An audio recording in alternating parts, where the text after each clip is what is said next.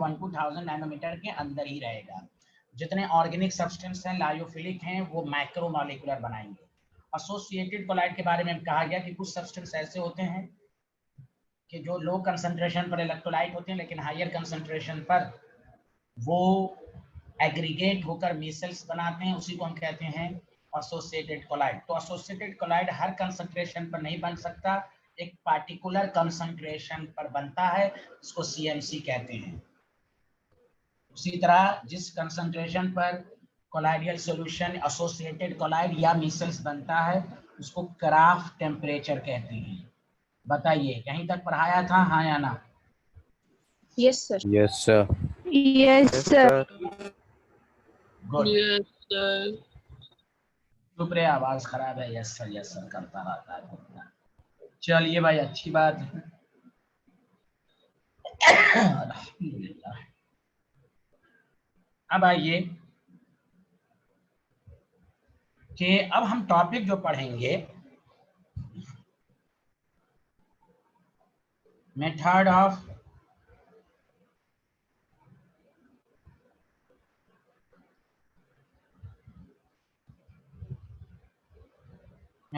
Preparation of colloidal solution. अब सुनिए, colloidal solution के जो बनाने के मेथड हैं, ये टॉपिक तो है कोलाइडियल सॉल्यूशन, बेसिकली सिर्फ लायोफोबिक का है ये, क्योंकि कल लिखाया गया था लायोफोबिक डायरेक्ट नहीं बनता, लेस अफिनिटी है, सिंपल मेथड से नहीं बनता, इसको बनाने के लिए इनडायरेक्ट मेथड की जरूरत होती है। तो टॉपिक जो भी हर जगह लिखा रहता है कोलाइडियल सॉल्यूशन के बनाने का मेथड, बेसिकली वो लायोफोबिक के बनाने का मेथड है। Lyophilic is prepared direct by mixing. अरे बोलिए हाँ या ना, सबको समझ में आ रहा है ना? Yes sir. Yes sir. हाँ, तो ये कौन सा कोलाइडियल सॉल्यूशन के बनाने का मेथड पढ़ रहे हैं आप? बेसिकली ये पहली स्लाइड है। हाँ? पहली स्लाइड है सर ये। आपका नाम? अयान। हाँ तो भाई कितना टाइम हुआ है भाई, पहली स्लाइड है भाई।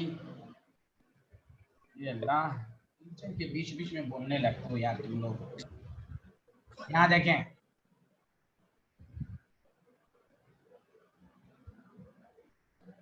एक होता है केमिकल मेथड और एक होता है फिजिकल मेथड। केमिकल में एक एक लाइन का है जो आपको रिएक्शन के फॉर्म में याद रखना है। तो पहले इस तरह लिखिए, जल्दी से आप जल्दी से लिखिए।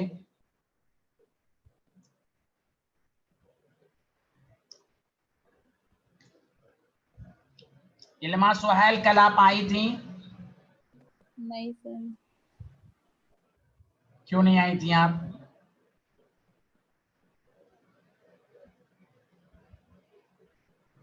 Sorry sir. What does mean by the sorry? चलिए मैं वीडियो लेक्चर भेज दूंगा आपको। Okay sir, thank you.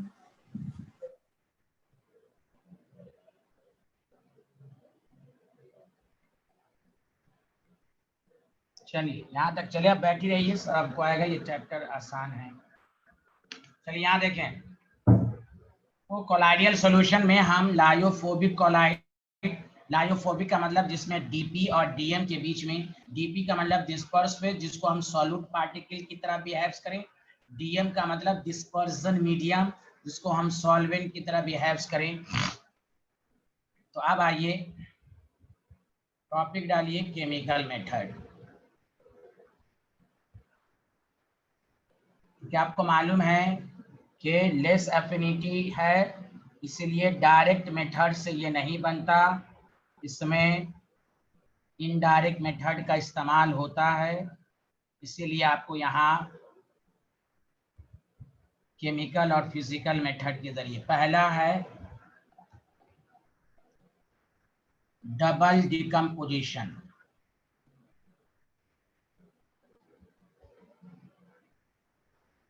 एक एक पॉइंट को पढ़ के जाइए। चैप्टर का मतलब ये नहीं है कि हम इसको छोड़ के जाएंगे या इसके इम्पोर्टेंस कम देंगे। Every chapter are equally importance in terms of exam.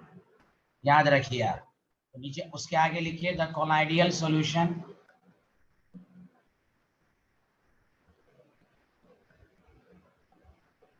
Of arsenic sulphide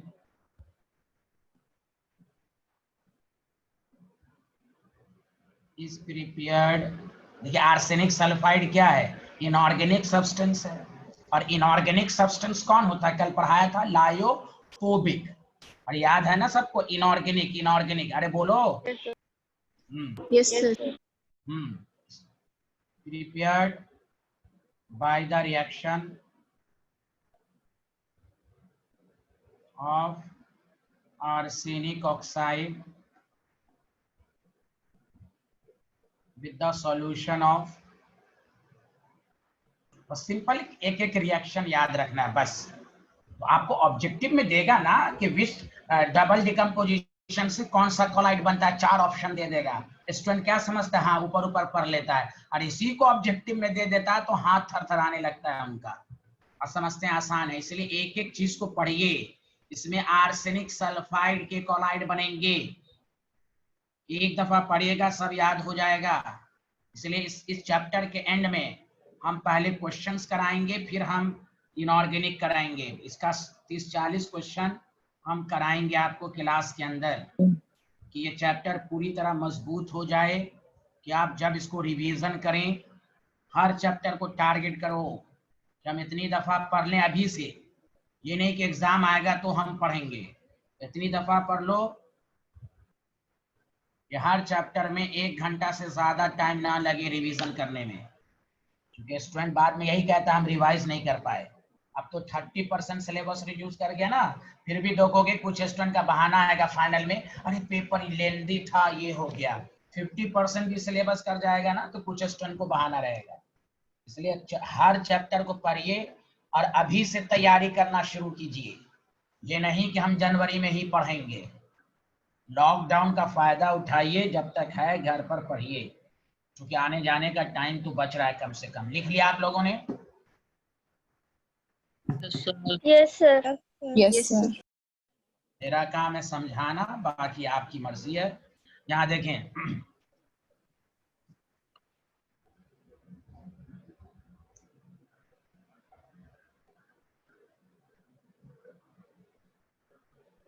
oxidation,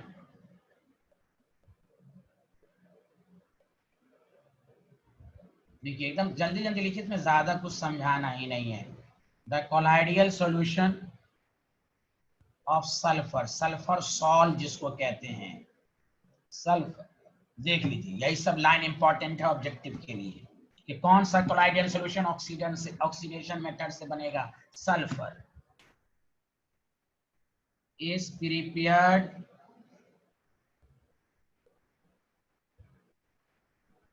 by the reaction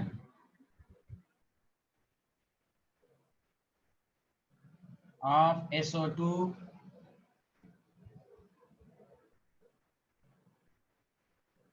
with the solution of H2S।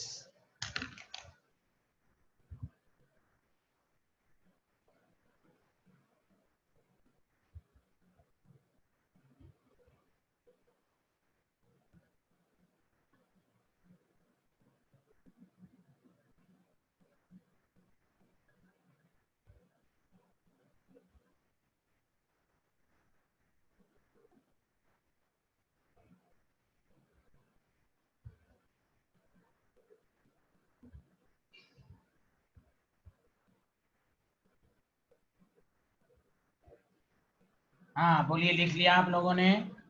Yes sir. Yes sir. Yes sir. Yes sir. हाँ गुड, वेरी गुड, बहुत अच्छे।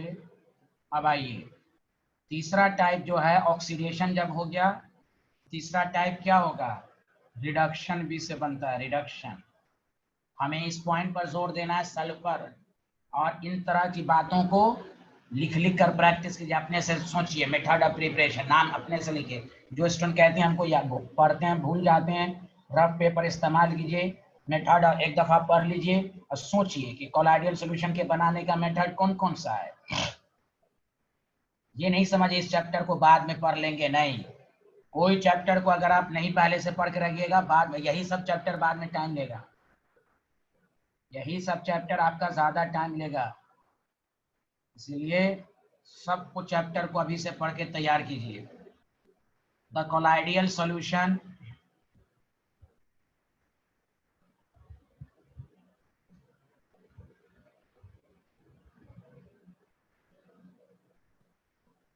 the colloidal solution of gold, silver and platinum, ये तीनों नाम याद रखिए आप। सब इनऑर्गेनिक की बात हो रही है। is prepared by reduction,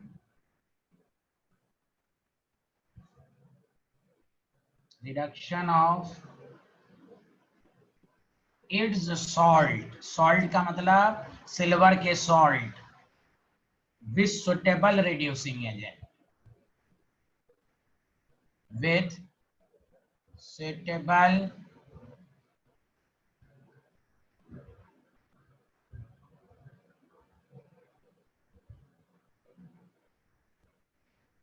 बोलिए, लिख लिया आप लोगों ने? तो रिडक्शन से हाँ, रिडक्शन से गोल्ड के सॉल्ट बनते हैं।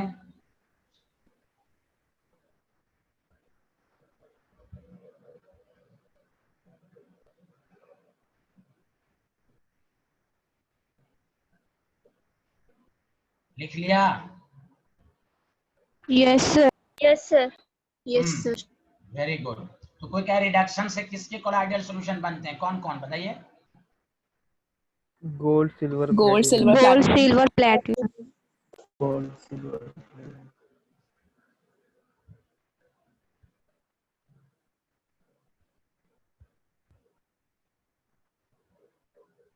हाँ, अब आइए कि ये तो आपके पास हो गया गोल्ड सिल्वर प्लैटिनम। आप देखिए रिडक्शन मेथड के बाद बहुत आसान है, चौथा हाइड्रोलिसिस। सब जितना बहुत जल्दी जल्दी याद होने वाला टॉपिक सब है हाइड्रोलिसिस। हाइड्रोलिसिस है, ये 4 मेथड याद रखिए, double decomposition, oxidation, reduction, hydrolysis. इसमें कौन सा बनता है? तो the colloidal solution of less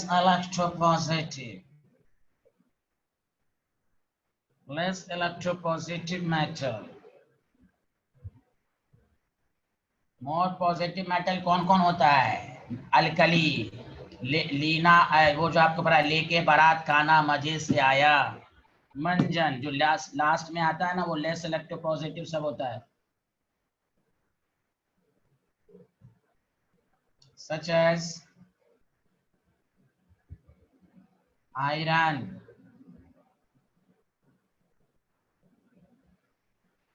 अच्छा 1 मिनट रुक जाइए। आप क्या आप लोगों ने टॉपिक लिख लिया है क्या? Yes sir, yes sir. इसको काट दीजिए। Yes sir. 1 मिनट रुकिए। रिडक्शन में एक लाइन खाली है, एक लाइन खाली है, गैप है। यस सर, हमेशा एक एक लाइन छोड़ छोड़ के लिखा करें भाई, टच मी करके लिखते रहते हैं। तो सुनिए, अच्छा है कौन बात कर रहा है यहाँ देखो। तो तुम क्या कहते हैं इसको, ऑक्सीडेशन में भी रिएक्शन नहीं लिखे हो ना? अच्छा उसमें क्या कहते हैं, डबल डिकम्पोजिशन में रिएक्शन लिखा था मैंने? Yes sir. हाँ, तो एक रिएक्शन लिख लो। ऑक्सीडेशन में भी लिखा रिएक्शन। तुम लोग बहुत हड़बड़ाते हो यार। H2S, बस एक लाइन लिख लो, सल्फर, बस। ये सल्फर सॉल्यूशन है, सल्फर सॉल है, plus 2H2O, this is balance. 3S balance करना कोई जरूरी भी नहीं है, लेकिन चलिए बैलेंस आपको समझ में आना चाहिए।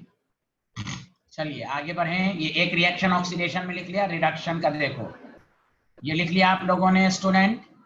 Yes sir. हाँ, सल्फर सॉल, एक रिएक्शन लिख लेते हैं। हाँ, एक बात याद रखिए, रिडक्शन का जो एक रिएक्शन है बहुत ही मिसलेनियस है। इसलिए इसको लिखना जरूरी है और इसको घर पर अच्छे से प्रैक्टिस कीजिएगा 3-4 दिन। बाकी देखिए H2O3 से जो बनाना बहुत आसान है, सल्फर H2S में सल्फर डाइऑक्साइड को मिला के सल्फर, बहुत आसान रिएक्शन है। लेकिन रिडक्शन की जो इक्वेशन है this is very very important.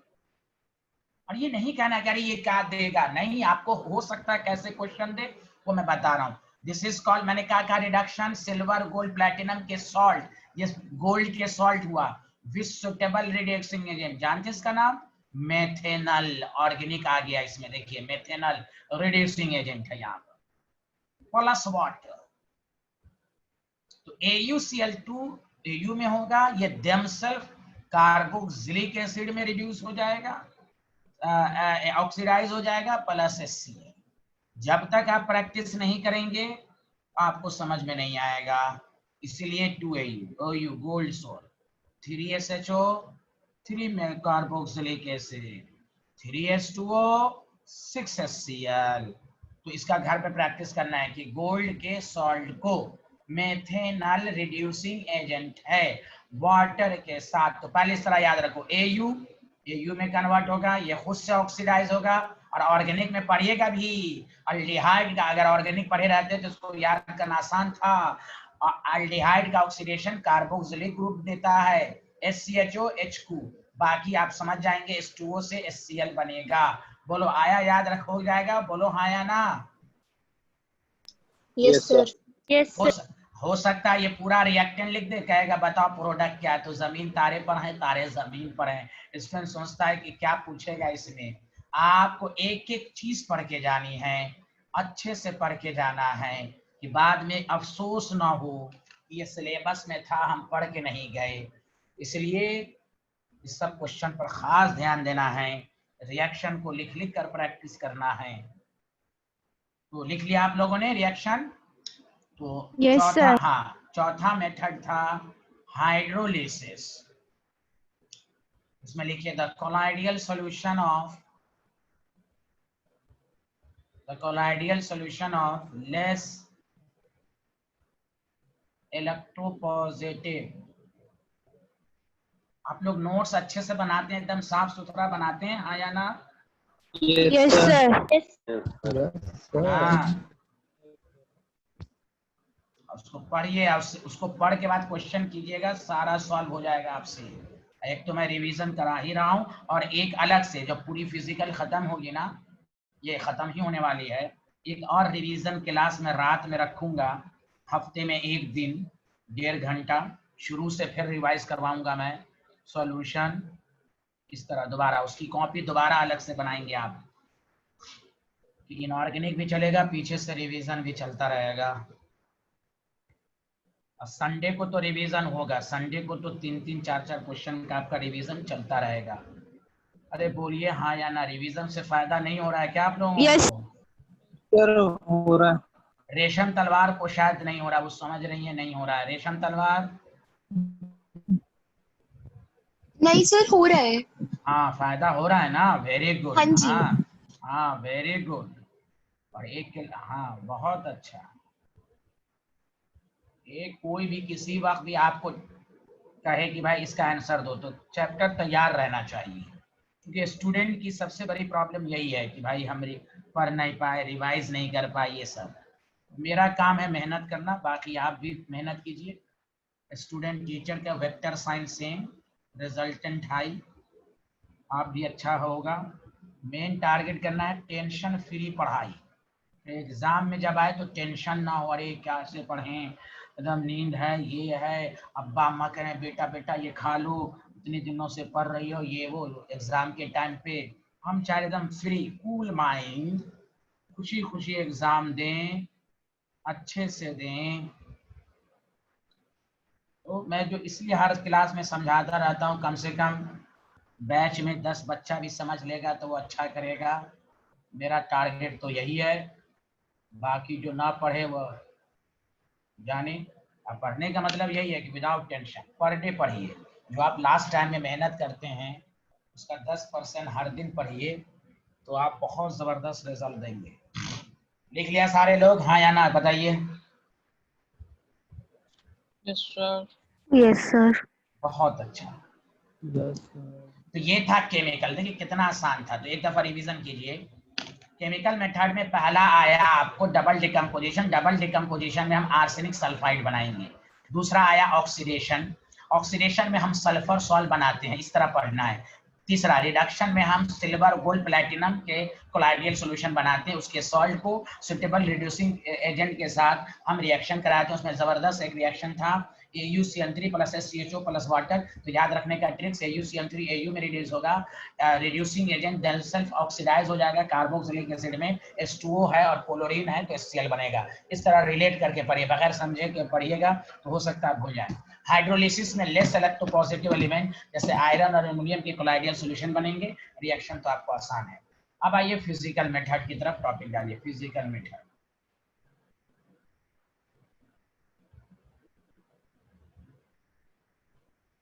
Physical method, इसमें सबसे नंबर 1 है पेप्टाइजेशन। बहुत ही अच्छा नाम है, बहुत ही इंपॉर्टेंट है पेप्टाइजेशन। तो हम लोग पढ़ भी रहे हैं method of preparation of colloidal solution. तो लायोफोबिक के कोलाइड बनेंगे। तो गौर से सुनिएगा आप अच्छे से कि पेप्टाइजेशन में हम क्या चीज को कैसे करते हैं, ध्यान दीजिए। पहले मैं डायरेक्ट समझाता हूं कि मान लीजिए एक प्रिसिपिटेट है। प्रिसिपिटेट उसको कहते हैं जो एग्रीगेट फॉर्म में होता है। एक प्रिसिपिटेट है आपके पास ऑफ FeOH3 का। देखिए अभी आपने पढ़ा ना, देखिए कोलाइडियल सॉल्यूशन FeOH3 है ना कोलाइडियल सॉल्यूशन। अरे बोलो, FeCl3 से क्या बनेगा? FeOH3 बना ना। Yes sir. Yes sir. Yes हाँ तो सर। हाँ मान लो Yes, कि sir. उसका, हाँ उसका प्रिसिपिटेट है, वो पूरी तरह कोलाइडियल नहीं बनाना है, प्रिसिपिटेट है। कहा गया कि इसमें आप क्या करें, सुटेबल इलेक्ट्रोलाइट मिलाएं। गौर से सुनिएगा, अभी लिखना नहीं है, सुनिए। सुटेबल इलेक्ट्रोलाइट मिला दें। सुटेबल इलेक्ट्रोलाइट का मतलब ये हुआ कि ऐसा इलेक्ट्रोलाइट जिसका एक भी आयन इससे कॉमन हो। जैसे आपने ले लिया FeCl3, तो देखो Fe कॉमन हो गया कि नहीं? आप कोई कहेगा Yes, सर हम sir. NaCl मिलाएंगे, नहीं। Point to be noted, suitable electrolyte, ऐसा इलेक्ट्रोलाइट जो एक आयन इसके साथ कॉमन हो। तो होता ये है, जैसे आपने मिलाया तो ये जो प्रिसिपिटेट है वो क्या करेगा, अपने सराउंडिंग इलेक्ट्रोलाइट से कॉमन आयन, जैसे होता है ना बहुत भीड़, आप किसी भीड़ में जाते हैं, यानी कहीं पर जाते हैं, तो अगर आपको कोई जानने वाला अपने गांव का मिल जाता है, आप खुश हो जाते हैं, भैया इस बिहारी को रिश्तेदार मिल गया आयरन। वो क्या करेगा, उस कॉमन आयन को अपने सरफेस पर एडसॉर्ब कर लेगा। देखिए इधर एडसॉर्ब कर लिया, Fe पर कौन सा चार्ज? +3। कोई बोल ही नहीं रहा है। Yes, sir. Yes sir. हाँ, यस वो अपने सर। रिश्तेदार को खींचेगा, आओ कॉमन आयन मेरे पास। कॉमन आयन को एब्सॉर्ब कर लिया। तो अब बताइए इस FeOH3 पर पॉजिटिव चार्ज आ गया, क्योंकि Fe+3 है, बिगर एग्रीगेट्स है, 1 to 1000 नैनोमीटर से ज्यादा रेंज है। और आप फिजिक्स में पढ़ चुके हैं, similar charge repel to each other, तो ultimately it break down into the smaller size particle, जिसकी डायमेंशन 1 to 100 में लाइक 1000 में लाइक करेगी। बोलो आया सबको समझ में कि नहीं आया? Yes sir. अब इसी को सॉलिड, हाँ डिस्पर्जन मीडियम में मिक्स कर लेंगे। तो आप देखिए पहले ये पूरा ज्वाइंट फॉर्म में था, एकदम बिगर एग्रीगेट्स था, जिसमें सराउंडिंग इलेक्ट्रोलाइट, ऐसा इलेक्ट्रोलाइट मिलाया गया जो कॉमन आयन, उससे क्या होगा, तो प्रिसिपिटेट के सरफेस पर या तो पॉजिटिव चार्ज डेवलप होगा या नेगेटिव चार्ज डेवलप होगा, due to which repulsion takes place between them, and ultimately it breaks down into the smaller size colloidal particle of colloidal dimension. This phenomena is called peptidation. तो आपने precipitate को colloidal solution में convert कर दिया। तो क्या कहेंगे? The process of conversion of freshly precipitate, ताजा, फ्रेशली प्रिसिपिटेट क्यों कहेंगे? इसलिए अगर पीपीटी फ्रेशली नहीं होगा तो पार्टिकल के बीच का इंटरमोलिकुलर फोर्स स्ट्रांग हो जाएगा, फिर उसको ब्रेक करना मुश्किल हो जाएगा। तो डिफिनेशन में एक एक वर्ड सही आना चाहिए। Freshly precipitate, are you getting my point? Yes, sir. Yes, sir. The process of converting a freshly precipitate into colloidal solution by the addition of Yes, sir. अब हम बोल रहे हैं तो यस सर क्यों बोलेंगे? अल्लाह, इतना बोलती हैं ये लोग, पहले नहीं बोलेंगी, बीच में बोलने लगती है। The process of converting a freshly precipitate into colloidal solution by addition of suitable electrolyte। अच्छा एग्जामिनर दो सेंटेंस पर गौर करेगा, फ्रेशली और सुटेबल। आप कहते हैं ना हमने लिखा नंबर नहीं मिला, काट दिया, फलाना चिलाना, तो पॉइंट को ध्यान देना है। और ऑब्जेक्टिव क्वेश्चन सर इसी लाइन पर बनता भी है कि आपको पॉइंट समझना है कि फ्रेशली प्रिसिपिटेट क्यों कहा गया। क्योंकि अगर पीपीटी बहुत देर का होगा तो फिर उसका इतना जम जाएगा वो आपस में, इतना उसके बीच में इंटरमोलिकुलर फोर्स स्ट्रांग हो जाएगा कि उसको इलेक्ट्रोलाइट मिलाने से भी कोई फायदा नहीं है, वो अल्टीमेटली ब्रेक नहीं हो पाएगा। बोलिए आया या नहीं आया peptization? Yes, sir. Yes, sir. हाँ, सबको आया? रेशम तलवार? Yes, sir. अरे कोई तो बोलिए, मैसेज तो कीजिए। Yes, sir. Yes, sir. Yes, sir. हाँ हाँ, समझ गए। और सब स्टूडेंट वेरी, बहुत अच्छे, बहुत अच्छे। अरे खुर्रम, तुमको समझ में आया? Khurram yes sir. Yes, sir. Completely आ रहा है मेरे दोस्त जी सर। कि थोड़ा थोड़ा? बोलो ना, तुम जब से बोलो मुझे तो टेंशन होने लगी है यार। बोलो आ रहा है ना? यस सर आ रहा है। माशाल्लाह, बहुत अच्छे आदमी हैं आप, बहुत ही अजीम शख्सियत हैं आप। लिखिए पेप्टाइजेशन,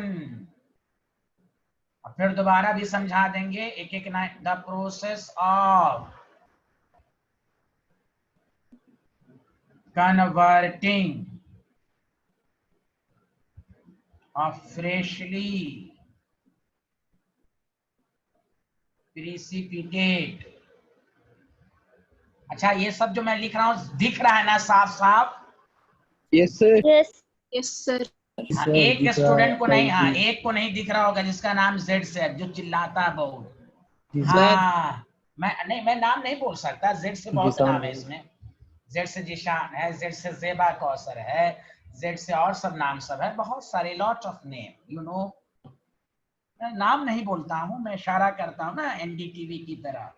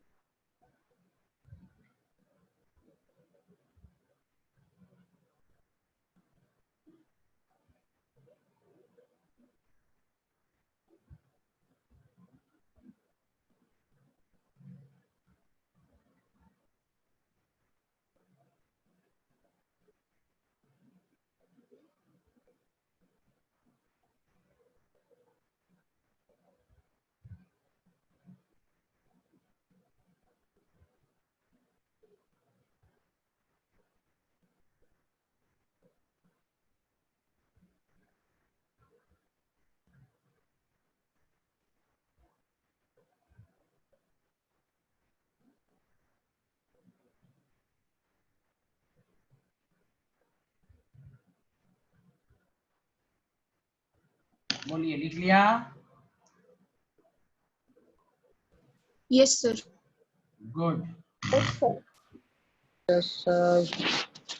देखिए बहुत, देखिए मैंने आपको कहा था the process of converting a freshly precipitate into colloidal solution bye shaking it with the जैसे वो अल्टीमेटली ब्रेक हो जाएगा तो फिर उसको डिस्पर्जन मीडियम के साथ शेक कर लेंगे। पहले वो प्रिसिपिटेट था, इलेक्ट्रोलाइट मिलाएंगे, सिर्फ इलेक्ट्रोलाइट मिलाने से वो पार्टिकल में ब्रेक होगा, फिर बाद में वही लिखाएगा by shaking it with dispersion medium, तो आपको कोलॉइडल सॉल्यूशन मिल जाएगा।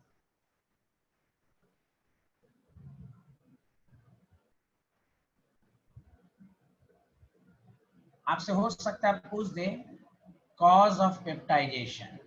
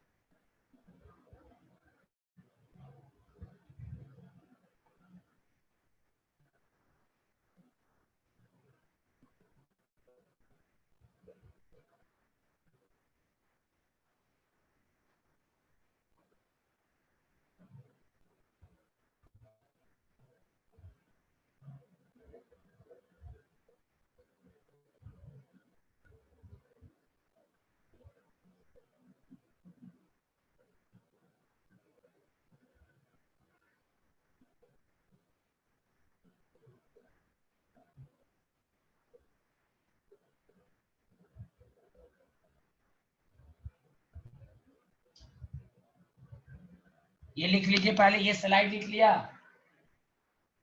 No sir.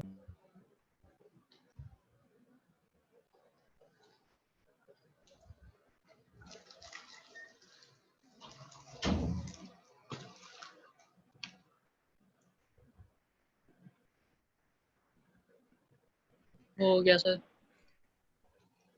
ये स्लाइड लिख लिया सारे लोग? हाँ sir. Yes sir. Yes, sir. Good good.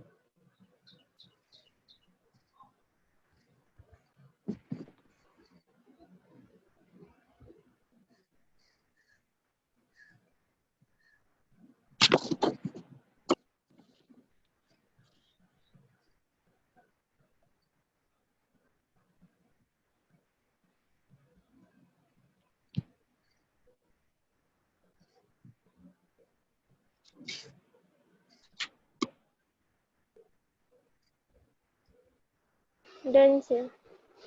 Good.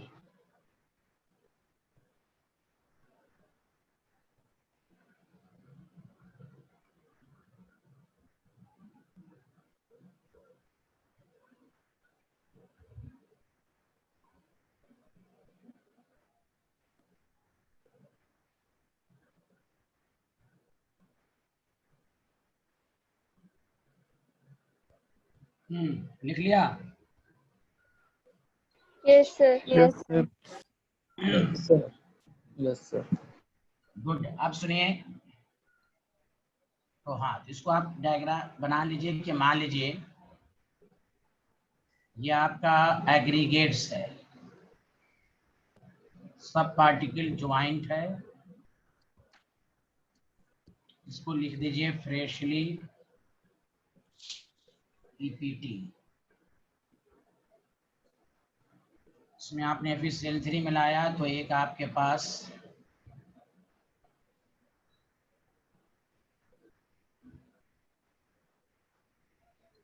तो वही आपको लिखाया गया है कि ये अल्टीमेटली क्या हो जाएगा, ब्रेक हो जाएगा। क्यों ब्रेक होगा? रिपल्शन की वजह से। तो इसलिए रिपल्शन की वजह से ये कोलाइडियल छोटे छोटे पार्टिकल में ब्रेक हो जाएगा। तो पहले ज्वाइन फॉर्म में था, वो छोटे छोटे पार्टिकल में ब्रेक कर जाएगा। अब फिर इसको किसके साथ शेक कर लेंगे? डिस्पर्सन मीडियम के साथ, तो आपका कोलाइडियल सॉल्यूशन बन जाएगा। मुझे उम्मीद है कि समझ में आया होगा। बोलिए।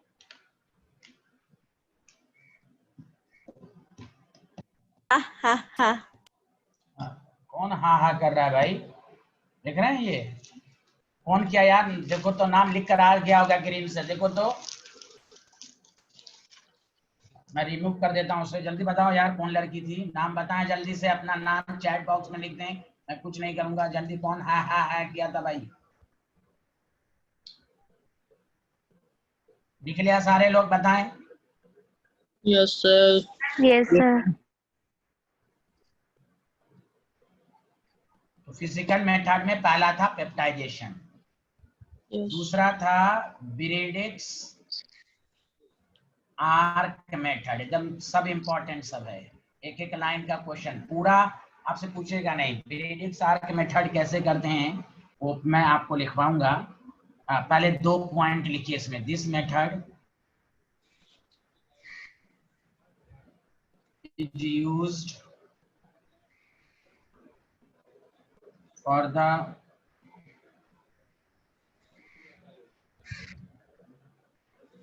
creation of, फिर कौवा बोल रहा है यार, कोलाइडियल सॉल्यूशन।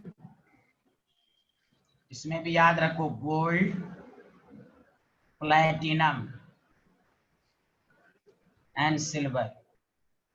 ये रिडक्शन मेथड से भी बनता है और ब्रीडिक्स आर्क मेथड। पहली बार कोई भी पूछे ब्रीडिक्स आर्क मेथड क्या है, तो जब भी स्कूल के एग्जाम में अगर सब्जेक्टिव फॉर्म में आए तो पहला पॉइंट ये डालना है। अरे बोलिए, लिख लिया? Yes, sir. Yes, sir. Yes, sir.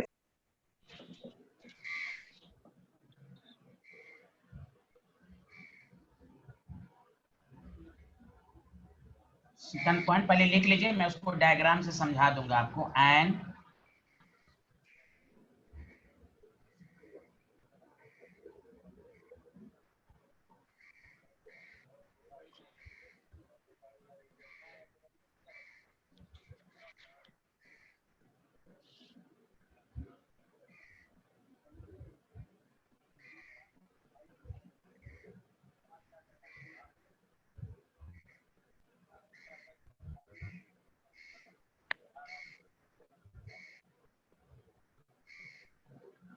कौन मेटल जिसका आपको बनाना है, अगर गोल्ड का बनाना है तो गोल्ड मेटल, प्लेटिनम मेटल, ये सब आपको रखना है।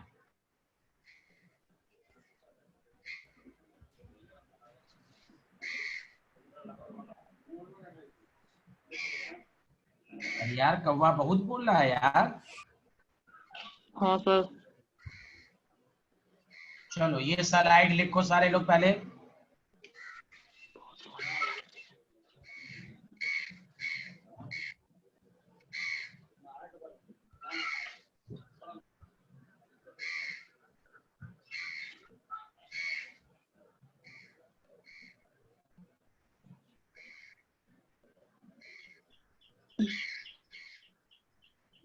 Done, sir. गुड।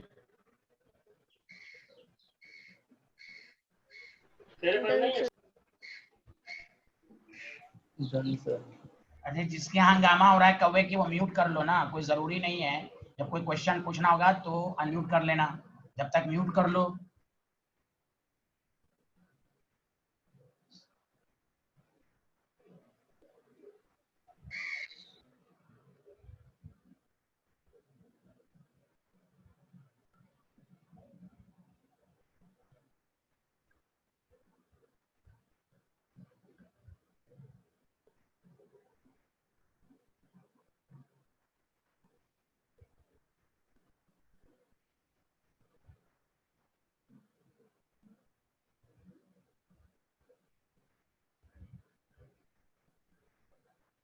क्यों वेपराइज करेगा? करंट जब पास होता है ना, अब करंट जो अभी मैं, अच्छा चलो अभी मैं समझा ही दूंगा, पहले इसको पूरा लिख लो।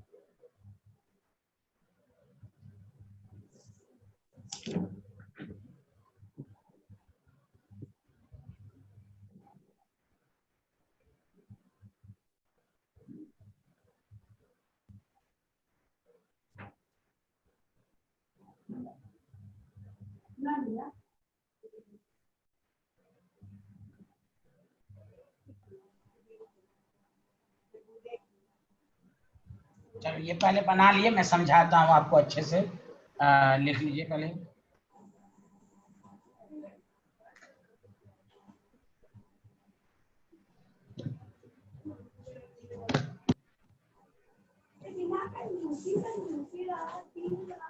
म्यूट कर लें, जिनके घर में हंगामा है म्यूट कर लें।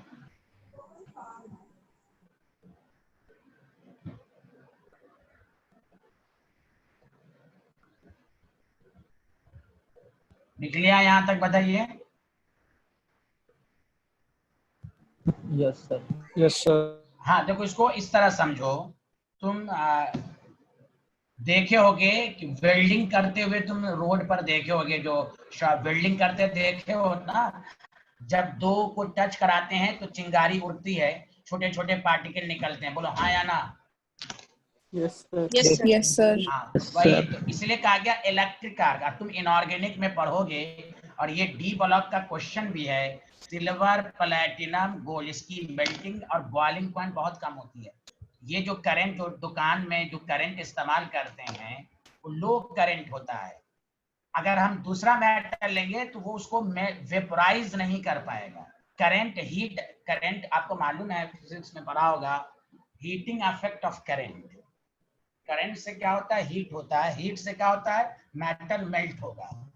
तो अब कोई आपसे क्वेश्चन पूछेगा, मेटल सॉलिड है, वो करंट की हीट से ही इतना मेल्ट क्यों, वेपराइज क्यों हो जाएगा? तो आप कहिएगा इसलिए तो कहा गया सिल्वर प्लैटिनम गोल्ड, इनकी मेल्टिंग पॉइंट, बॉइलिंग पॉइंट बहुत ही कम होती है। तो ब्रीडिक्स आर्क मेथड में this method is used for the preparation of colloidal solution of that metal which having low melting point, boiling point. इस लाइन को भी लिख लो नेक्स्ट स्लाइड में, ब्रैकेट में यहां पर लिख लो सारे लोग।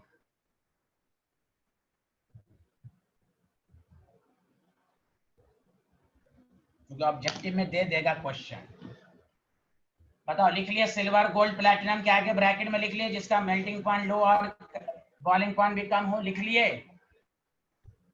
Yes sir. Yes sir. हाँ, ये लाइन इंपॉर्टेंट है। अब सुनो, तो वही तो कहा गया कि जब आप वेल्डिंग करते हुए देखते हैं तो ये जैसे ही दो रॉड आपस में टच करेगा, पार्टिकल होगा। हो सकता है पार्टिकल की साइज बहुत ही छोटी हो, इसलिए चारों तरफ से आइस रख दिया गया, ब्रेक भी हुआ और आपस में लिखा हुआ है ना कंडेंस, ज्वाइंट भी हो गया। चारों तरफ आइस रख दिया जाएगा कि वो आइस छोटे छोटे पार्टिकल उसकी वजह से ज्वाइन कर ले। तो हो सकता है ये छोटे छोटे पार्टिकल 1 नैनोमीटर से कम हो साइज, इसलिए चारों तरफ से आइस भी रख दिया गया। तो इतना किस्सा कहानी एग्जाम में नहीं लिखना है। सिंपल पूछेगा ब्रीडिक्स आर्क मेथड क्या है, सिंपल एक line, this method is used for the preparation of colloidal solution of silver, gold, platinum, which have low melting point, boiling point. बस नो किस्सा कहानी कि an electric arc struck between electrode, समझा कि नहीं, और immersed in a dispersion medium due to which metal rod vaporizes and condensing. इतना लिखना नहीं है, ये समझाने के लिए लिखा गया। बोलो सबको समझ में आया? Yes, sir. तो अब देखिए हम लोगों का ये वाला पार्ट कंप्लीट हुआ, method of preparation of colloidal solution. Dispersion medium में लेस अफिनिटी की वजह से ये जितनी भी प्रिपरेशन पढ़ाया आपने वो लायोफोबिक का है। केमिकल मेथड में 4, फिजिकल मेथड में 2, पेप्टाइजेशन एंड ब्रीडिक्स आर्क मेथड। ठीक, इस तरह पढ़िए, बहुत आसान लगेगा आपको। चलिए नेक्स्ट पार्ट पर आते हैं। देखिए जब कोलाइडियल सॉल्यूशन बना, इसलिए नेक्स्ट टॉपिक डालिए प्यूरिफिकेशन ऑफ कोलाइडियल सॉल्यूशन।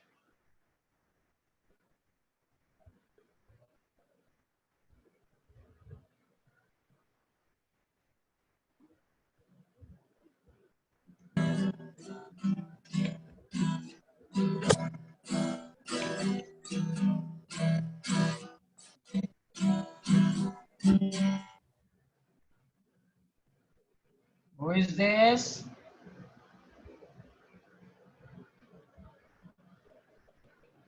हाँ स्वालिहा समझ में आ रहा? स्वालिहा, Yes, sir. निदा, निदा हसन आपको आ रहा है? फायका अजीज मत बोलिए। प्यूरिफिकेशन में सारे लोग ध्यान दें कि जो कोलाइडियल अभी जो पढ़ा आपने कि कोलाइडियल सॉल्यूशन जब बना तो याद रखिएगा उसमें कुछ ना कुछ इम्प्योरिटीज आ जाती हैं। जैसे इलेक्ट्रोलाइट आपने ऐड किया, हो सकता है कुछ इलेक्ट्रोलाइट बच गया हो, हमें प्योर कोलाइडियल सॉल्यूशन चाहिए। ऑब्वियसली जब कुछ बनाई जाती है तो उसमें इम्प्योरिटीज आ ही जाती है कुछ ना कुछ, समझा? तो दैट द रीजन प्यूरिफिकेशन का क्या मेथड है, बहुत ही डेली लाइफ से रिलेटेड है। पहला देखिए डायलिसिस। देखिए डायलिसिस वही चीज है जो हम डेली लाइफ में पढ़ते हैं।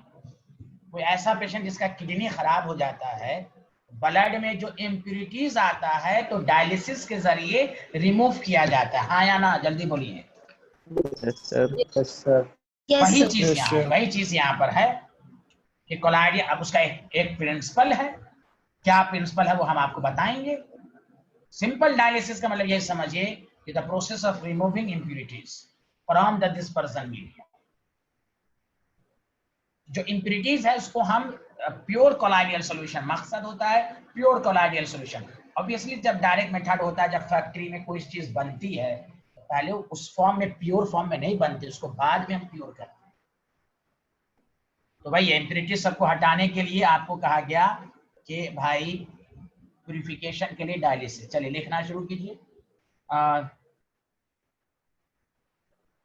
The process of removing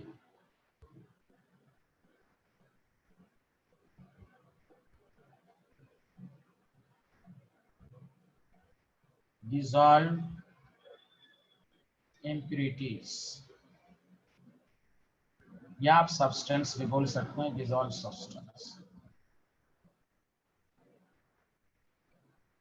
from the colloidal solution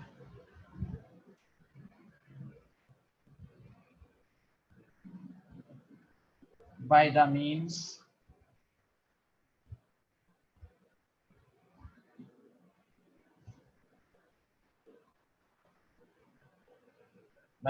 of diffusion. जैसे आपने सॉल्यूशन में पढ़ा था ना, सेमी परमेबल मेम्ब्रेन और ऑस्मोसिस और डिफ्यूजन में मैंने डिफरेंस लिखवाया था, याद है सबको? Yes. हाँ, डिफ्यूजन हर जगह होता है, सॉलिड में भी होता है, लिक्विड में भी होता है, गैस में। ऑस्मोसिस सिर्फ लिक्विड सॉल्यूशंस में होता है। वही डिफ्यूजन का मतलब ही होता है एक चीज को पास करना। अभी मैं बताऊंगा दोबारा आपको, by the means of diffusion through suitable membrane, suitable membrane.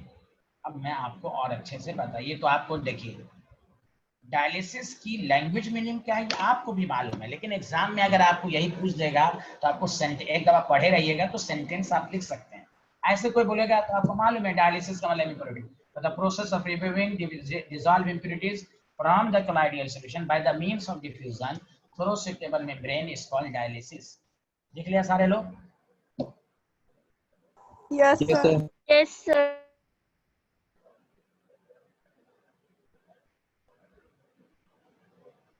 अब देखिए तो वही है, ये जो सुटेबल मेम्ब्रेन है बेसिकली ये सबको पास नहीं होने देगा।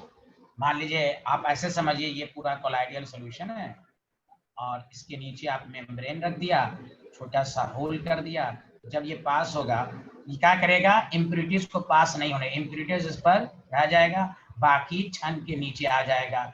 ये कोलाइडियल सॉल्यूशन है, इम्प्यूरिटीज को ये ऊपर ही सरफेस पर रोक लेगा। अब ये कोलाइडियल सॉल्यूशन जो नीचे आया तो ये हो जाएगा कौन, प्योर कोलाइडियल सॉल्यूशन। चूंकि सुटेबल मेम्ब्रेन जो है वो इम्प्यूरिटीज को रोक, इसलिए लिखा है by through diffusion by the means of diffusion through suitable membrane। तो पूरे मान लिया अगर एक थैला में रख दीजिए कोलाइडियल सॉल्यूशन को, एक थैला बैग के अंदर समझा लटका दीजिए उसको नीचे से, जैसे आप देखा होगा गांव देहात में जो रसगुल्ला बनता है तो क्या करता है, लटका देता है ना कपड़े में बांध कर, बोलो हाँ या ना, गांव सब में देखे होंगे, होटल सब में, उसमें से क्या होता है पानी नीचे आ जाता है, बाकी जो मेन मटेरियल है वो कपड़े के अंदर जमा हो जाता है, जो चीज निकलने वाली होती है वो नीचे निकल जाती है। बोलो सही कह रहा हूं मैं, हाँ या ना बोलो? Yes, sir. जी बिहार में होता है वही, सर। हाँ तो वही Yes, चीज यहाँ, sir. हाँ वही चीज यहाँ पर भी है, तो लटका दिया जाता है, थोड़ा उसके नीचे मेम्ब्रेन लगा दिया जाता है, इम्प्योरिटीज को पास नहीं होता, वो नीचे जमा हो जाता है, बाकी नीचे छन छन के आ जाता है, तो वो प्योर कोलाइडियल सॉल्यूशन हुआ। यही चीज है, इसी को कहते हैं डायलिसिस। अब इसमें दो तीन बातें इंपॉर्टेंट हैं। एक जनरल हुआ डायलिसिस, हर स्टूडेंट की नजर होती है कि कोलाइडियल सॉल्यूशन के प्यूरिफिकेशन का एक मेथड है डायलिसिस। अब आइए इसके नीचे नोट लिखिए। अब नोट का एवरी पॉइंट इज इंपॉर्टेंट, वो आपको ये याद रखना है, गौर से सुनिए अच्छे से। ये जो डायलिसिस होता है वो स्लो प्रोसेस है, धीरे धीरे, आजकल का है कि भाई फास्ट हो, generally dialysis is slow process, इसको फास्ट बनाया जाएगा बाय अप्लाइंग इलेक्ट्रिक फील्ड। अगर हम इसी को इस तरह कर दें, ध्यान दीजिए, इसी को हम क्या करें, ये जो है अब हम इस पर एनोड और कैथोड अप्लाई कर दें, अब ये प्रोसेस फास्ट होगा, लेकिन ये प्रोसेस तभी एप्लीकेबल होगा जब इम्प्यूरिटीज इलेक्ट्रोलाइट हो। अगर इलेक्ट्रोलाइट नहीं है तो आप जनरल मेथड से कीजिए जो अभी मैं हम लोगों ने सीखा, क्योंकि इलेक्ट्रोलाइट आयंस होगा तभी तो आप इलेक्ट्रोड एनोड और कैथोड की बात करेंगे, तभी तो आप इलेक्ट्रिक फील्ड या करंट की बात करेंगे। अरे बोलिए हाँ या ना? यस अरे सर। बोल ही नहीं रहा हो यार। Yes sir. तो वही होता है, generally dialysis is slow, it can be made faster by applying electric field, या इलेक्ट्रिक फील्ड जब भी बोला जाए तो क्या समझ electric, this phenomena is called electrodialysis. ठीक है, what is the electrodialysis? Dialysis वही मेथड है, बस एक चीज अप्लाई, एक्स्ट्रा चीज कर दिया गया, एनोड कैथोड ले लिया जाए, उसमें जल्दी से आपको इम्प्यूरिटीज रिमूव हो जाएगा। लेकिन इलेक्ट्रोडायलिसिस तभी है जब आयंस हो, इम्प्यूरिटीज के फॉर्म में आयंस हो, तभी करंट की, आयंस नहीं है तो आप जनरल मेथड से करें जैसे आप करते हैं। अरे बोलिए हाँ या ना, बोलो, सबको समझ में आया? Yes, sir. Yes Yes, sir. sir. तो हाँ, Yes, तो नोट में लिखो generally dialysis is slow,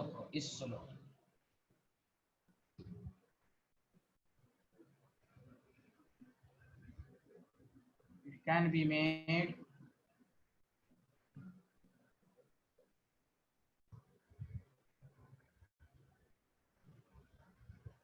faster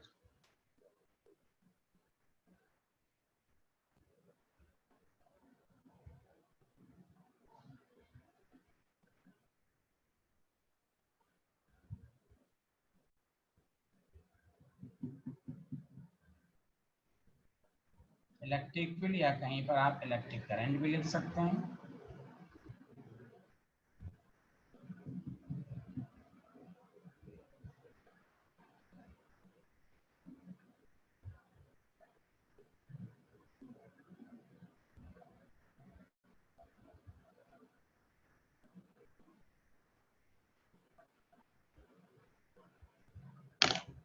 electrodialysis लिख लिया सारे लोग?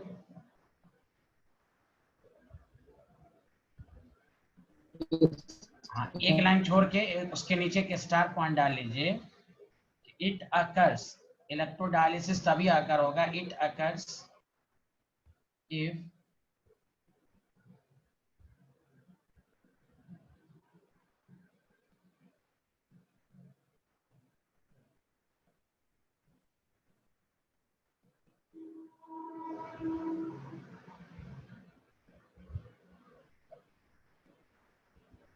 Contain ions of electrolyte. तो आपको भी पूछ देगा इलेक्ट्रोडायलिसिस में भी हम इम्प्योरिटीज ही को रिमूव करते हैं, लेकिन करंट के जरिए करते हैं। एक सिंपल होता है उसमें भी इम्प्योरिटीज करते हैं विदाउट करंट, तो वो स्लो प्रोसेस होता है। बोलिए, आया सबको समझ में? Yes, sir. वेरी गुड, लिख लिया? सर। Thank you. इसका बी पार्ट लिखिए, अल्ट्रा फिल्ट्रेशन। देखिए आप ऐसे भी पढ़ते हैं ना, फिल्ट्रेशन, फिल्टर पेपर। फिल्ट्रेशन का भी मतलब क्या होता है? साफ पानी, फिल्टर। मीनिंग सुनो, फिल्टर माने फिल्टर करें, इम्प्योरिटीज को हटाएं। यहाँ पर एक वर्ड है अल्ट्रा, एक स्पेशल मेम्ब्रेन होगा, इसका भी मतलब भाई इम्प्योरिटीज को हटाना। चलो लिखना शुरू करो।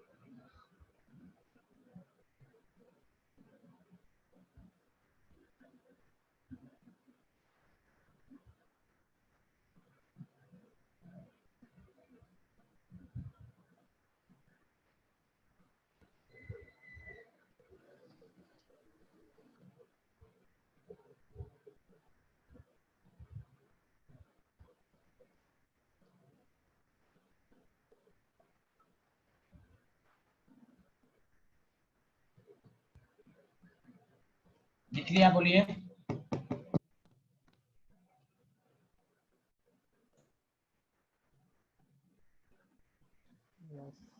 तो ट्यूसडे इस चैप्टर की लास्ट क्लास इंशाल्लाह होगी। ट्यूसडे को ये खत्म हो जाएगा और ट्यूसडे को हम क्वेश्चन सब भी करा देंगे आपको। ट्यूसडे को ये पूरा चैप्टर खत्म होगा और थर्सडे को हम पूरा क्वेश्चंस कराएंगे सरफेस केमिस्ट्री का। सैटरडे से इनऑर्गेनिक केमिस्ट्री पी ब्लॉक होगा। पी ब्लॉक से पहले, पढ़ने से पहले इनऑर्गेनिक में बहुत सारे स्टूडेंट को परेशानी बीच में जो होती है, 11th कमजोर है, ये है जनरल इनऑर्गेनिक केमिस्ट्री में 2 क्लास पढ़ाऊंगा, तो पी ब्लॉक होगा। इनऑर्गेनिक को भी कैसे पढ़ना है मेन वही है, कैसे याद करना है, कोई न्यूमेरिकल नहीं, कोई फार्मूला नहीं, only TTR, tricks to remember, short tricks के जरिए पढ़ना। और लोग इनऑर्गेनिक पर ध्यान नहीं देते, ये सब सॉलिड नंबर है कंपटीशन और स्कूल एग्जाम सबके लिए। सुना सारे लोग? कोई बहाना नहीं है स्टूडेंट को कि हमारा न्यूमेरिकल कमजोर, उसमें कुछ नहीं है। सिंपल आप पढ़िए, चीज को समझिए, समझ के याद कीजिए। जितना पढ़िएगा उतना याद होगा। जैसे मैथ का एक फार्मूला है, उस फॉर्मूले पर जब तक कि आप 10 क्वेश्चन नहीं करेंगे आपको फॉर्मूला वही इनऑर्गेनिक सिमिलर वे है। बताओ ये लिख लिया ultra filtration? Yes yes sir. Sir. हाँ, इसमें एक मिनट सुनिए अच्छे से। ये एक ऐसी डिफिनेशन बनाई गई जिसमें इसमें प्रिंसिपल भी डाल दिया गया है, तो आप एग्जाम में पूरा ऐसे ही लिखना है।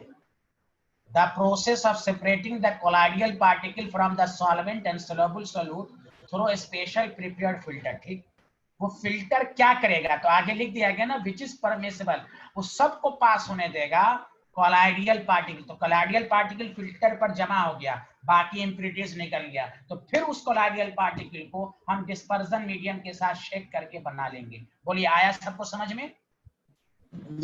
यस यार सर। बोलो ये जो लाइन, हाँ ये जो लाइन लिखा गया है ये प्रिंसिपल है, पूरा लाइन। इसमें डिफिनेशन भी हो गई और प्रिंसिपल भी हो गया कि वो फिल्टर क्या करेगा, सबको पास होने देगा और अपने ऊपर वो कोलाइडियल पार्टिकल को, तो कोलाइडियल पार्टिकल अब ये जो आया ये प्योर है। अब बाद में फिर क्या करेंगे, डिस्पर्जन मीडियम के साथ शेक करके प्योर कोलाइडियल, चूंकि इंप्योरिटीज तो निकल गई।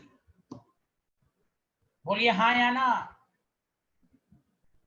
समझ में आया? Yes sir. Yes, sir. Very Yes, good, sir. हाँ बहुत अच्छे। चलिए अब रिवीजन क्लास चलेगा केमिकल काइनेटिक्स का। हाँ, जो केमिकल काइनेटिक्स नहीं पढ़े हैं वो चले जाएं। Okay bye bye. बाकी स्टूडेंट रहेंगे। अस्सलामुअलैकुम सर। सलाम। अयान वगैरह, अरमान वगैरह, आमिर, मुमताज, अबू हुरैरा। अरे अबू हुरैरा तुम ट्यूसडे थर्सडे को क्यों नहीं आता है रे? तुम्हारा बैकअप चल रहा है, तुम क्यों नहीं रेगुलर रहता है? और छूटने पर तुम खाली ग्रुप पे मैसेज डालते हो।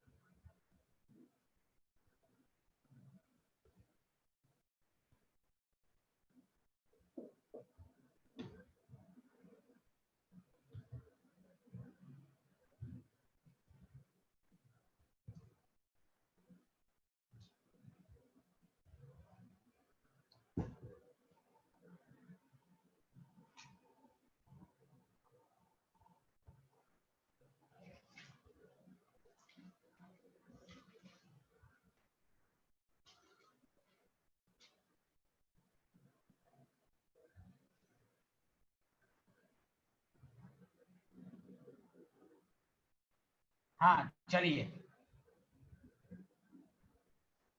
आप लोग के पास पेजेस अलग से बने हुए हैं कि हाँ या ना? अच्छा, सॉल्यूशन चैप्टर का जो रिवीजन किया उसके पेजेस को आपने लगाया सॉल्यूशन चैप्टर में? उस पेजेस को नोट्स में लगा लीजिए। जो आप लिखते हैं ना उसमें स्टेबल या तो गम से चिपका दीजिए कि जब सेल्फ स्टडी करें तो उस क्वेश्चन पर आपकी नजर रहे। अलग लगा लीजिएगा, गुम हो जाएगा। जब कंप्लीट हो जाए रिवीजन तो उसमें लगा लीजिए। अब फिर एक अलग कॉपी बनानी है पतली सी, तो एक स्पेशल रिवीजन क्लास चलेगी शुरू से। आप क्वेश्चन की प्रैक्टिस इतनी तरह कर लें कि आपको बीच में प्रॉब्लम ना हो। चलिए क्वेश्चन नंबर 1 है आपके पास।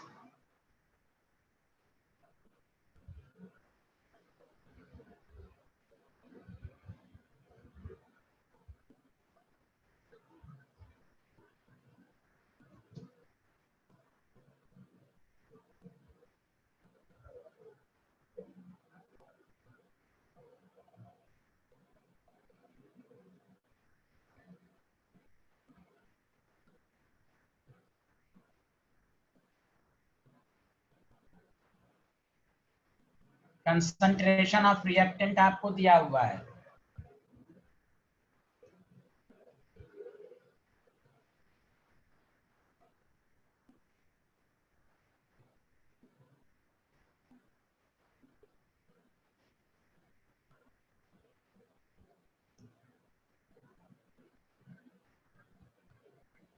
हमने इस तरह का क्वेश्चन करवाया था, 2 तरीका बताया था। बोलिए लिख लिया सारे लोग क्वेश्चन को?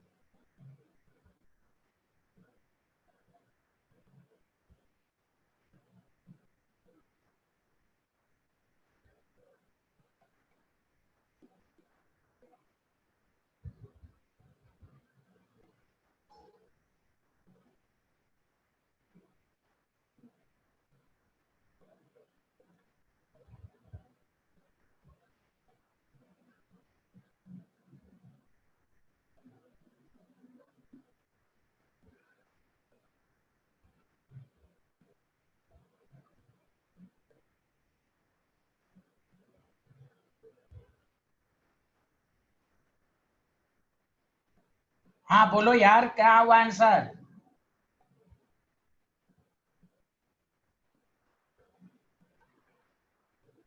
कोई बोल ही नहीं रहे हैं। नहीं बना? रे अनम्यूट नहीं हो क्या तुम लोग?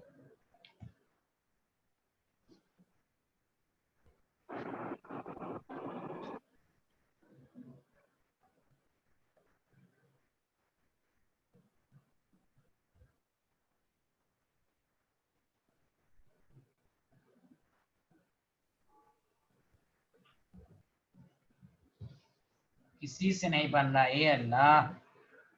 रेशम Talwar, what is your answer? Habibur Rahman,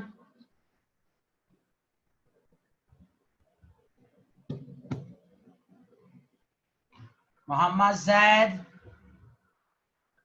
sir. Doing, doing क्या होता है भाई? गौर से सुने, इसका दो तरीका बताया था। सुने सारे लोग, अब कोई लिखना बंद करें, पेन को स्टॉप करें। आपको अगर ये ऑब्जेक्टिव देगा तो इसी तरह देगा। तो अगर आपको ऑर्डर ऐसे ही डायरेक्ट दिया ऑप्शन देकर, तो दो तरीका है। Number 1, concentration of reactant left are in AP, यानी दो कंसंट्रेशन का डिफरेंस अगर सेम आ रहा है तो वो 0 ऑर्डर होगा। अरे बोलो, याद है? और जीपी में आएगा तो फर्स्ट ऑर्डर होगा। ये है। तो अब तुम देखो 1 माइनस 0.75 0.25 हो रहा है, यहां पर डिफरेंस नहीं है। लेकिन एक स्कूल वाला मेथड भी सिखाया था, प्रूफ दैट। तो प्रूफ दैट तो तुम हिट एंड ट्रायल मेथड करो।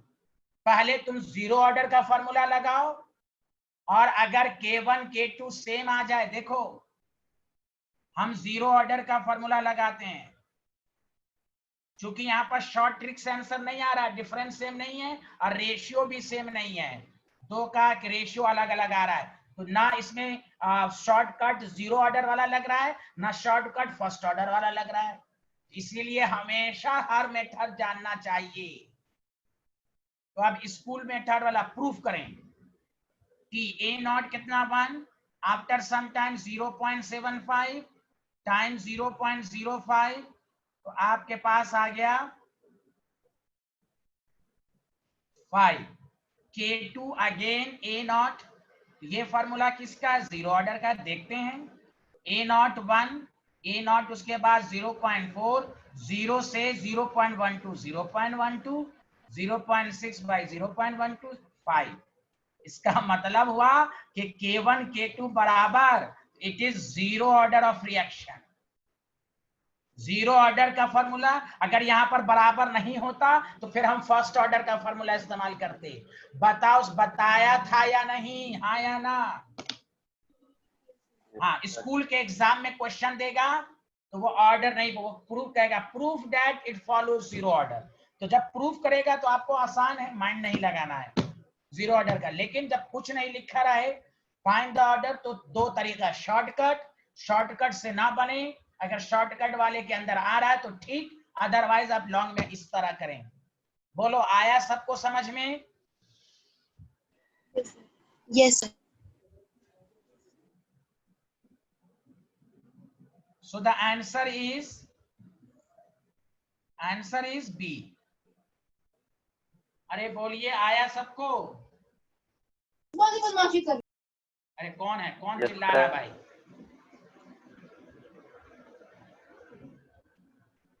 हाँ, तो देखिए रिवीजन, और जब टीचर बोलता है कि संडे कम से कम आप रिवीजन करके आए तो पढ़ के आइएगा तो और मजा आएगा। ये नहीं कि टीचर पढ़ा रहा है जबरदस्ती हम पढ़ रहे हैं। फायदा तभी होगा जब आप भी एक दफा देख कर आइए, तो आपको रिवीजन करने का मजा आएगा और समझ में भी आएगा, डाउट जो होगा वो भी क्लियर होगा। कि जो अगर मेन क्लास में कोई चीज ना समझ में आई हो, रिवीजन करने का मकसद ही यही है, एक तो क्वेश्चन की प्रैक्टिस, और जो डाउट है, आप देखिए एक क्वेश्चन के जरिए सारा आपका रिकॉल हो गया। कि जब इस तरह का क्वेश्चन रहेगा तो दो तरीका है, शॉर्टकट से भी और K1 K2 निकाल लें। Rate constant is independent of concentration of reactant, K1 K2 same है। बोलिए, आगे बढ़े, हाँ या ना बताइए? Yes, sir. ये लिख लिया था आपने? Yes.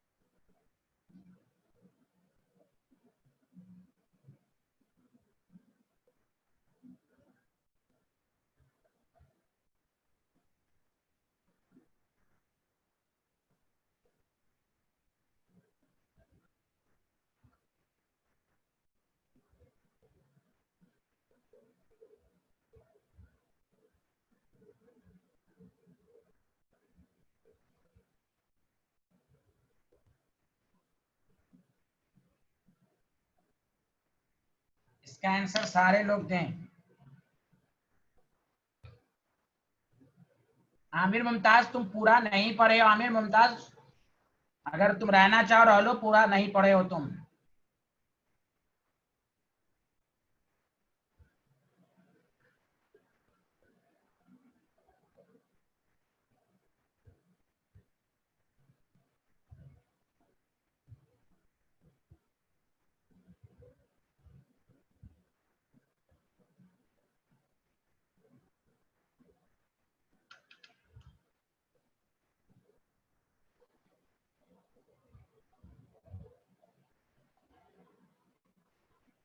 अरे आंसर दें, लिख लिया क्वेश्चन?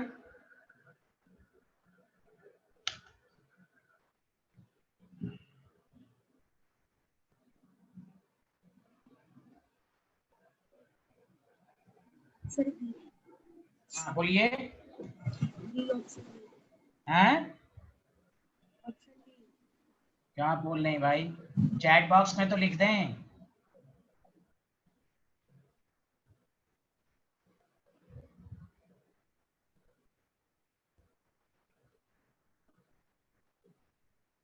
आयशा सुल्तान का आंसर आ गया, शाहीन परवीन का आंसर आ गया, रेशम तलवार आप क्यों नहीं आंसर बोल रही हैं?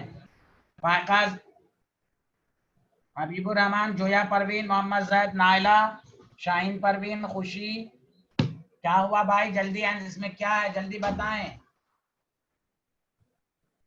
सब दिमाग ही नहीं है। D is the correct answer. अभी जस्ट पढ़ा, rate constant is independent of concentration या मोल। रिएक्टेंट की कंसंट्रेशन को बढ़ाए घटाए, ये जानबूझ के देखो इतना लंबा चौड़ा क्वेश्चन दे देगा। और अभी जस्ट पढ़ा भी है K1 K2 सेम। तो इसमें क्या लेट लगना? आप क्या अपना आंसर दे रही हैं? डी, बिहारन। पढ़ते हैं आप लोग। हबीबुर रहमान, ये तो हर चैप्टर को 2-2 दफा पढ़ता बिहारी, ये क्या करता है जिंदगी में?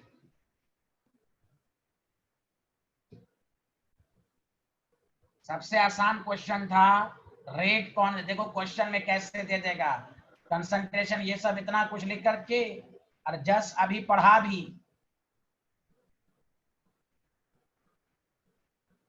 क्या सेम आंसर आया? तो लिखा क्यों नहीं रे सेम आंसर आया? सेम आंसर आया है। अब तो आएगा ही, अब तो मैं लिख दिया तो आएगा ही। तुमको दिमाग नहीं? मेरा नाम इम्बेसात है, तो इम्बेसात के नाम पर भेजेगा कि लर्नी वियो पर भेजेगा तू? अल्लाह ताला ने दिमाग नहीं दिया तुम्हें?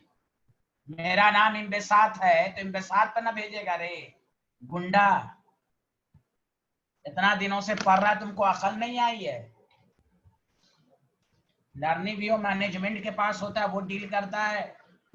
जो टीचर ज्वाइन करता है उसके नाम से आता है। बिहारी को इसलिए अकल नहीं होती।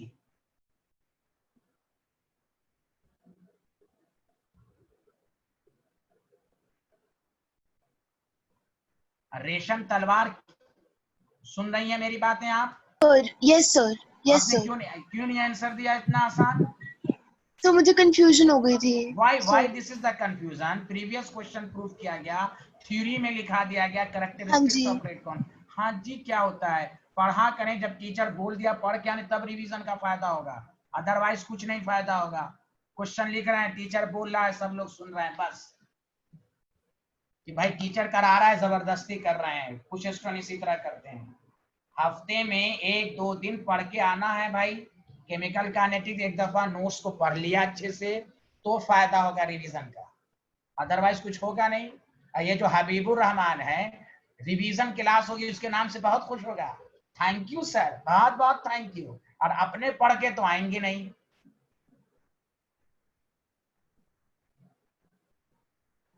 कोई फायदा है क्या? टीचर मेहनत भी करता है, कोई फायदा नहीं मिलता, तो बड़ा अफसोस होता है। और इससे आसान क्वेश्चन क्या होगा भाई?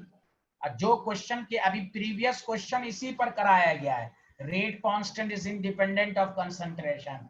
कुछ भी करें, सिर्फ आयशा सुल्तान नाम की स्टूडेंट ने सही आंसर दिया, डी। कुछ लोग पढ़ के आते ही नहीं है, कुछ लोग क्या, ज्यादातर वो बस सोचते हैं टीचर करा रहा है कर लो। यार फायदा उठाना चाहिए रिवीजन का, कि पूरी एक एक चैप्टर, खुद तो स्टूडेंट कहता है हमको ये डाउट है, हमको ये नहीं हो पाया, क्लास एग्जाम हुआ तो हाथ थरथराने लगा, स्लो हाथ है, स्लो है। अरे अब इससे ज्यादा क्या चाहिए आपको? हर चैप्टर का रिवीजन करा करा के जाता हूँ, और रिवीजन का मकसद सिर्फ क्वेश्चन सॉल्व करना नहीं, डाउट भी क्लियर करना। यही डाउट भी हुआ।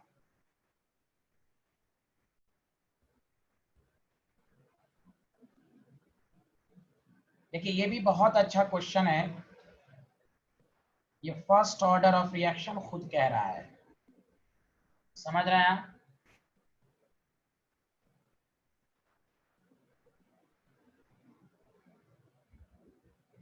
कोई जरूरी नहीं कि आंसर गलत आएगा, न्यूमेरिकल है, गलत आ सकता है। अभी तो रेट कांस्टेंट इतना आसान क्वेश्चन था, थ्योरेटिकल था, इसमें तो आंसर सबका सही आना चाहिए।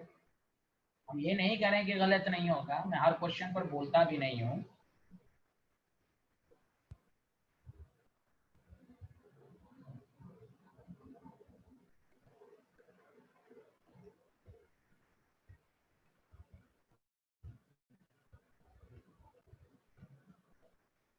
और यही सब चीज बाद में जब एग्जाम देंगे तो आपको टेंशन रहेगा, हमारा वो क्लियर नहीं है, वो चैप्टर को नहीं पढ़ा। अब बाद में हम कुछ मेहनत नहीं करते हैं रिवीजन में, आप लाख मुंह रगड़ के भी रह जाइएगा तो मैं टाइम नहीं देने वाला हूँ। मैं इसलिए रेगुलर क्लास में मेहनत करता हूँ इतना दफा, पर बहुत सारे स्टूडेंट लास्ट के चक्कर में रहते हैं, लास्ट में पढ़ेंगे। टीचर की भी अपनी एक जिंदगी है, वो भी तो कुछ आराम करना चाहेगा। इसलिए टीचर हम रेगुलर क्लास में बहुत मेहनत करते हैं और करवाते भी हैं नहीं, और बहुत सारे स्टूडेंट टेस्ट देता भी नहीं होगा, अल्लाह मालूम टेस्ट देते हैं आप लोग। मालूम है टेस्ट कैसे होता है आप लोगों को? हेलो स्टूडेंट, कोई भी बोलो आंसर। टेस्ट कैसे होता है, किसी को इंफॉर्मेशन है या नहीं इस बैच में? Yes, sir. हैं? हेलो, साफ साफ बोलिए,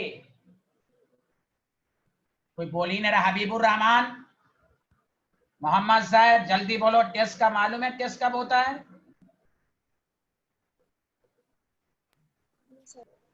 हेलो हबीबुर रहमान और मोहम्मद जैद, आवाज जल्दी बोलो वरना रिमूव कर दूंगा मैं अनम्यूट कर दिया हूं सबको।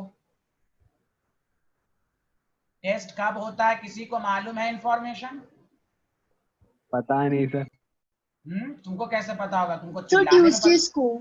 हाँ, यानी जो भी हो, ग्रुप पे तो मैसेज आता है ना कि ये भाई ये टॉपिक है, इसका टेस्ट आता है ना मैसेज। हाँ देखिए, हबीबुर रहमान ने लिखा। तुम जैद, तुम ग्रुप पे नहीं हो जैद?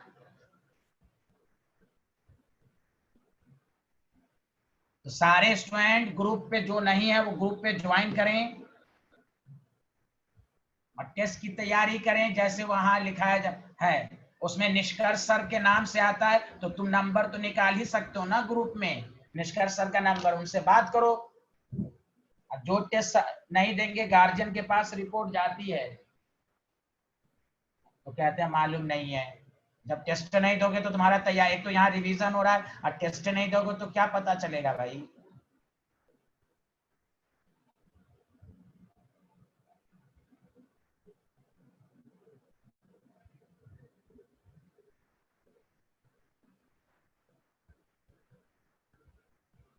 बाद में ये बहाना नहीं करेंगे कि कोचिंग में टेस्ट नहीं होता है।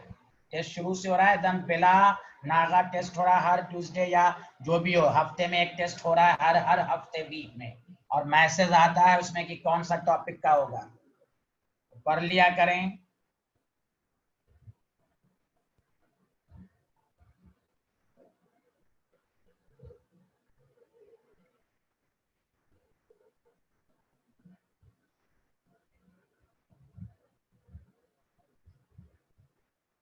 टेस्ट देना तो और अच्छी बात है भाई, कम नंबर आएगा कोई बात नहीं है, डर खौफ प्रेशर कम होगा ना कि हम क्वेश्चन को देखकर, बहुत सारे स्टूडेंट ये भी कहते हैं हम क्वेश्चन को देखकर डर जाते हैं, ऐसे पूछते हैं तो बता देते हैं, तो ये सब की प्रैक्टिस होती है। डर खौफ, आपको अपनी कमी का पता चलेगा।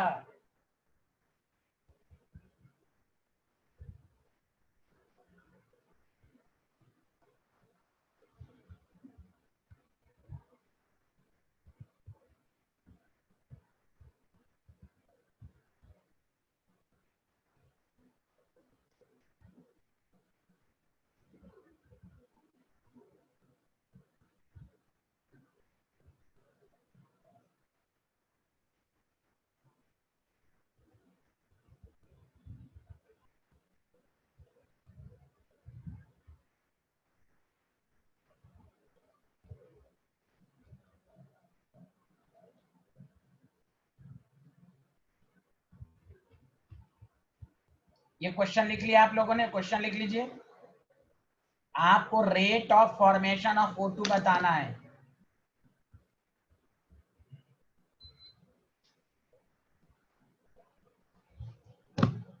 एक तो ग्रुप में जो लोग नहीं है ग्रुप में नाम लिखवाएं और टेस्ट रिटेस्ट देते रहें। बताइए, टेस्ट हो रहा है हर हफ्ते, फिर गार्जियन को कहेंगे टेस्ट नहीं होता है। ग्रुप में क्यों ज्वाइन करवाया गया? इसलिए तो एक इंफॉर्मेशन मिलती रहे। ये स्लाइड लिख लिया आप लोगों ने? Yes. यस चलिए सर। ऑप्शन, हाँ ऑप्शन लिखिए।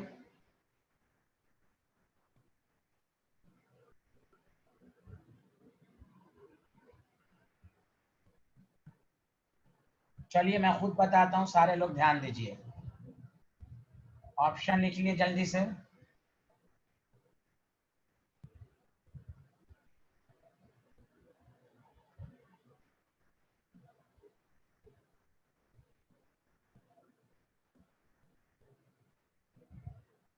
लिख लिया ऑप्शन। सबसे पहली बात, आपको रेट ऑफ फॉर्मेशन तभी निकलेगा जब आपको रिएक्शन की रेट मालूम हो। तो आपको रेट नहीं मालूम है, के नहीं मालूम है, तो देखो सारे लोग और से सुनो। 0.5 था, अगर हम इसका आधा करें तो 0.25 होगा, और इसका आधा करें तो 0.125 होगा। तो 0.5 से 0.25 का है हाफ लाइफ, इसका हाफ लाइफ ये है, और यहां से यहां तक की पूरी टाइमिंग दी हुई है 50 मिनट्स। तो खुद सोचो, हम 50 मिनट्स को लिख सकते हैं ना 2 इंटू टी हाफ। बताओ ये लाइन सबको समझ में आया कि नहीं? Yes. यानी कैलकुलेशन, हाँ कैलकुलेशन से बचना चाहते हो तो तुम ये करना, तो तुमको ऐसे करना पड़ेगा, k is equal to 2.303 by t log a naught by a। इस तरह भी कर सकते हो, k इधर से निकाल लो, t 50, a naught आपको 0.5 ये दिया हुआ, इस तरह भी कर सकते हो। लेकिन मैं इसलिए बता रहा हूं कि इससे तुम्हारा कैलकुलेशन आसान रहेगा, मेरे करने का मकसद ये है। अब देखो, तो यहां से आपको आ जाएगा टी हाफ आ जाएगा 25। टी हाफ को लिखते हैं 0.693 बाई के 25, तो के आपके पास आ जाएगा 0.693 बाई 25। ये आपके पास के आ गया। बोलिए सबको समझ में आया? के आने का एक तरीका और भी है कि डायरेक्ट जीरो आप लिख लें, 2.303 बाई के log A not by A. T दिया हुआ है, इनिशियल 0.5 दिया हुआ है, फाइनल 0.2 दिया हुआ, आप के निकाल लीजिए। लेकिन इससे ये हुआ कि जल्दी निकल गया। जल्दी करो, लिख लिया? Yes, sir. हाँ, आप इस तरह भी कर सकते हैं, 2.303 बाई 50 लॉग 0.15 0.125। जिसको ना समझ में आ रहा हो तो देख लो, लॉग 1000 ऊपर 05 125 10 10 से कैंसिल,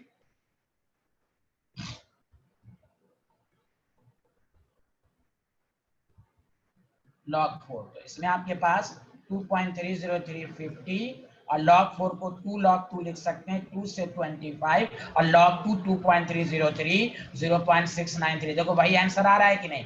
हमने क्या किया, आपको डायरेक्ट समझा दिया, इसका आधा ये, इसका आधा ये। तो अगर आपको समझने में टाइम लगता हो तो आप डायरेक्ट इस तरह कर सकते हैं। बताइए आया कि नहीं आपको? Yes, sir. अरे बोलिए। अब आइए, Yes. तो अब आप रेट निकाल लीजिए, चूंकि फर्स्ट ऑर्डर है तो रेट निकाल लीजिए। के 0.693 बाई 25, ये कितना दिया हुआ है 0.5, ये आपका रेट निकल गया बस। अब आइए, H2O2 आपको दिया हुआ है H2O प्लस हाफ O2, बस। अब रेट का एक्सप्रेशन लिख लीजिए, minus DS2 by dt is equal to, हम इस 2 को नहीं लिख रहे हैं, 1/1/2 DO2 बाई dt। देखिए बेसिकली हमें निकालना है rate of formation of O2। This is important question. मतलब कोई कोफिशिएंट नहीं, DO2 बाई dt। तो ये क्या हो जाएगा, हाफ R। देखो ये 2 ऊपर चला जाएगा, हाफ R। अब R की वैल्यू ये आपको पुट कर दो, 0.693 बाई 25 0.05। इसको सॉल्व करोगे तो आपको आएगा, क्या आंसर आएगा? देखो कौन सा ऑप्शन मिल रहा है, जल्दी लिखो सारे लोग, जल्दी लिखें सारे लोग। सच सच बताओ आया कि नहीं, एक एक स्टूडेंट मैसेज करो, आया कि नहीं आया, ये पहले बताओ तुम लोग।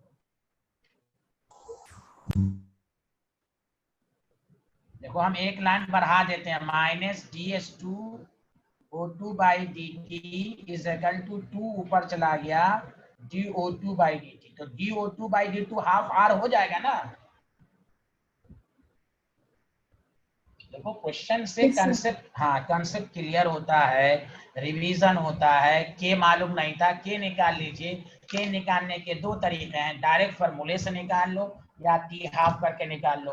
और आप अगर कहता रेट ऑफ रिएक्शन निकालो तो यहीं तक आंसर था, लेकिन क्वेश्चन को और अच्छा बना दिया गया, रेट ऑफ फॉर्मेशन। तो रेट ऑफ फॉर्मेशन के लिए रेट निकल गया, उसका आधा तो rate of formation of O2। बताइए आया समझ में? Yes sir. अरे एक ही स्टूडेंट बोलना है, सबको समझ में आया हाँ या ना? Yes sir.